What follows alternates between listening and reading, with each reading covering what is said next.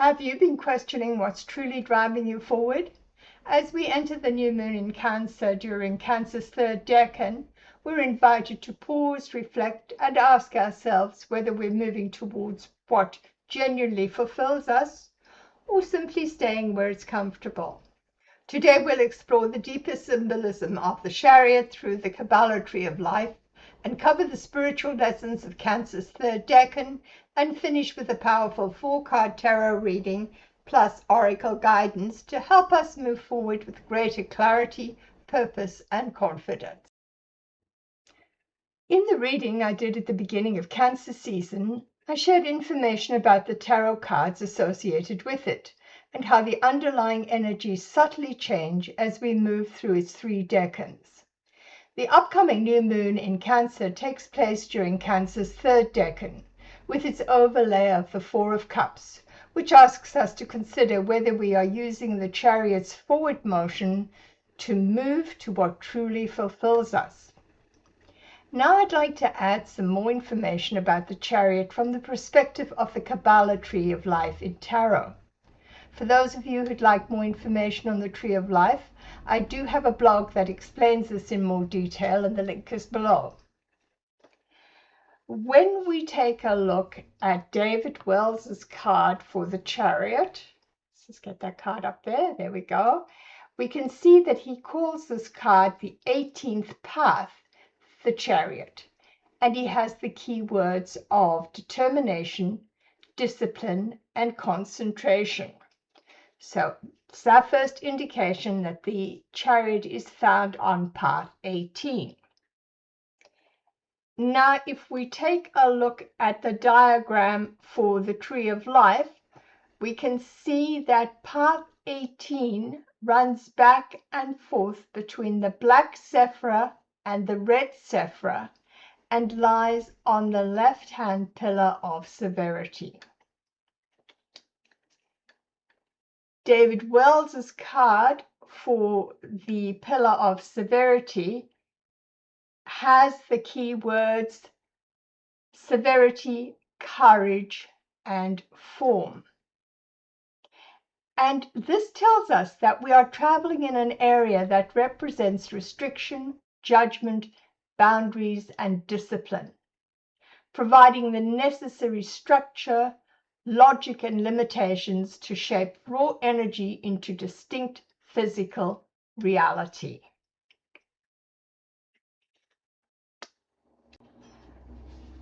The third Sephirah, the black one, Binah, is called understanding and is also associated with the planet Saturn. It has the key words of silence, awareness, and the divine feminine. And here we might ask questions like, how can I give this insight form?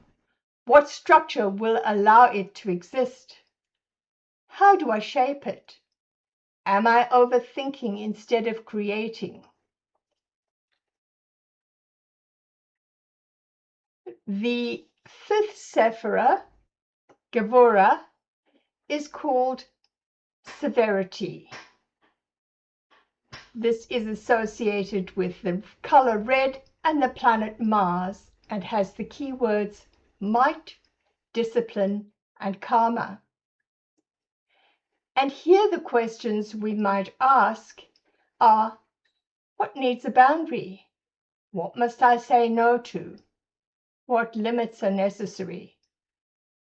Or where are my boundaries weak or rigid?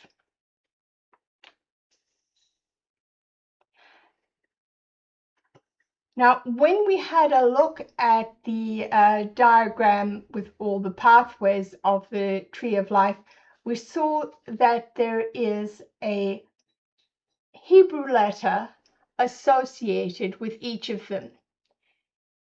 The Hebrew letter for path 18 is Chet, and it means a fence or a sacred enclosure. Its core lesson is seen as one of inner mastery, harnessing emotion and instinct instead of being ruled by them. As the Chariot has a core lesson of mastering opposing forces within ourselves through focused determination, the Chariot could be asking here, what will I master?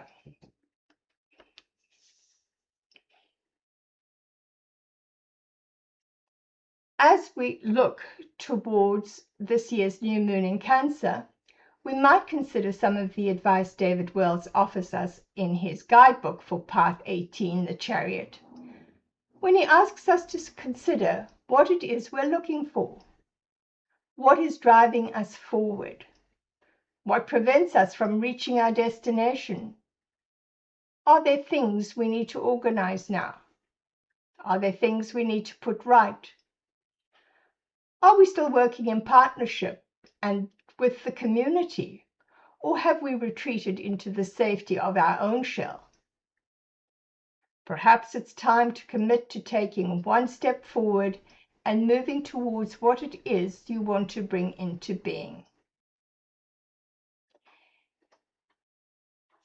Yasmin Boland's Moonology card for this new moon in Cancer has the key phrase, "You and your loved ones are safe." So with that background, let's draw some cards for this particular new moon. And I'm using the deck Sephiroth, the Spheres of Heaven Tarot. So I've given these all a good shuffle and then chosen the 4 cards off camera just to speed things up a little bit. And the first card that came up was the 7 of Pentacles.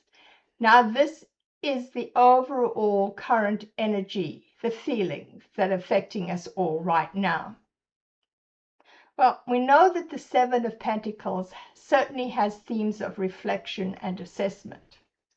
Taking time out to evaluate our situation and consider where we might want to move forward with this. That certainly seems to dovetail with what we're being asked to reflect on in the 3rd Decan of Cancer, in considering what truly motivates us and how we want to move forward to achieve this.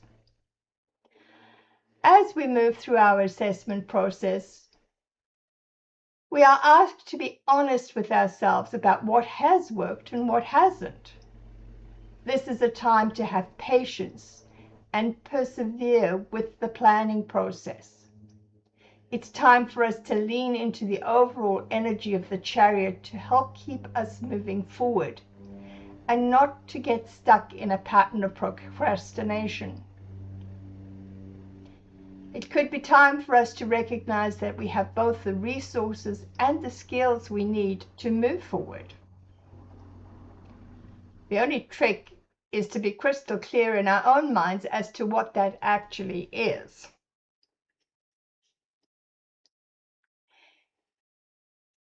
Moving on to our current challenges, obstacles, or what's helping or what's hindering us, the card that came up here is the Ace of Cups.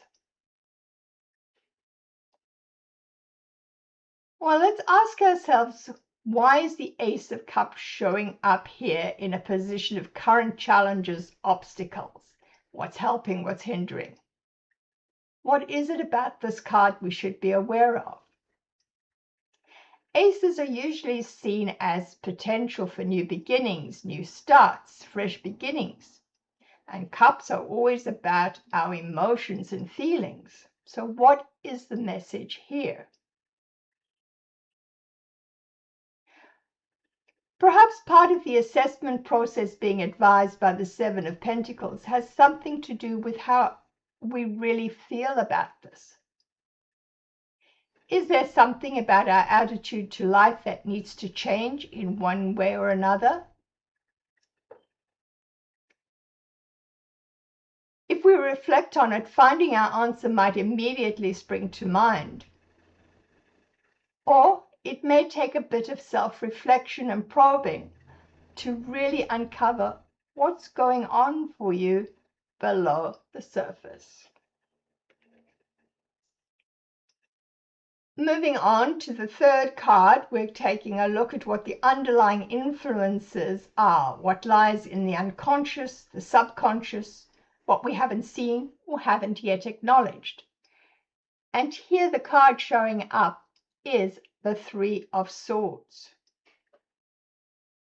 So let's ask ourselves, what message does the Three of Swords have for us here? What message does the Three of Swords have for you? I have seen the Three of Swords described as symbolizing the place where our thoughts and emotions meet.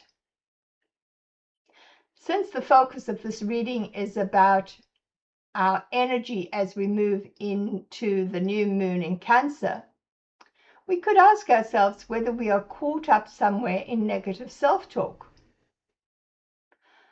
Are we in danger of slipping into a pattern of procrastination warned of by the Seven of Pentacles because of our thoughts? Could this be the attitude in life that we need to be changing? As this card is showing up in this position, are we even aware that we do this to ourselves? Since our emotions stem from our thinking, it might be time to consciously work on changing our mindset in a new way. As you work on assessing the situation, you might keep coming up with thoughts about the times you tried before and how they failed. But instead of looking at them as failures, rather consider the actions you took. What worked? What didn't? And why it didn't? What could you tweak? How could you change things? And as you do this, you'll see the gift of insight and knowledge you've gained each time you've tried. For the final card in this part of the spread, we go to the advice card. And here we have the King of Wands. With this king showing up, I believe we're being advised to lean into the traits of this passionate, inspiring, charismatic, bold king. To find ways to stay motivated and disciplined as we move forward. After all, much of his success comes through self-discipline and focus on important goals. And as we've seen, Cancer's card, the Chariot, is all about mastering ourselves through focused discipline. He could be here to tell us that we can trust in our own abilities and that we will be successful if we stay focused and persevere. Let's take a look at rounding this off with an oracle card from the Teachings of Abraham Wellbeing cards by Esther and Jerry Hicks. So I'll just shuffle these up and see what, if anything, comes up for us. Well, something will definitely come up for us. Let's see what it is. Okay, so just one card, please. There we have the card. Okay, let's have a look, which is the card. And the card says, I choose to be here in this glorious physical body. To be this me has been my choice. Let's read the back. You chose the opportunity to experience this delicious contrast and to co-create with other joy-seeking beings, to fine-tune the process of deliberate thought. What, where, when, and with whom you create are your choices too. A good reminder, I think. I'll put that here in the center. And let's see what the Oracle of Angels might have for us this time.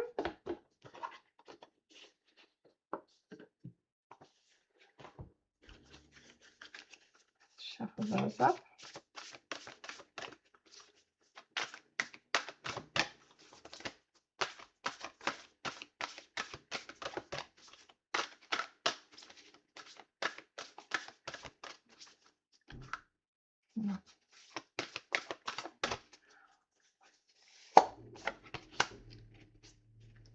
And this card is Higher Thought, card number 10.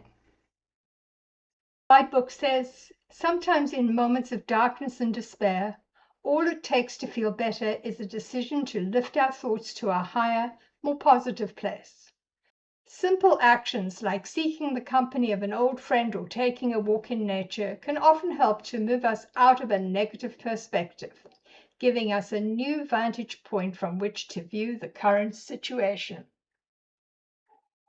This definitely puts an exclamation mark on our message of changing our mindset, I would say. We are being asked to reflect with honesty and heal what weighs on our hearts, to release limiting thoughts and move forward with the courage and determination of the Chariot. This new moon in Cancer supports intentional progress towards what we truly want to create. If you enjoyed this reading and found it helpful, please like, subscribe, and share it so that these messages can reach others who may need to hear them. Sending you all love, light, and many blessings.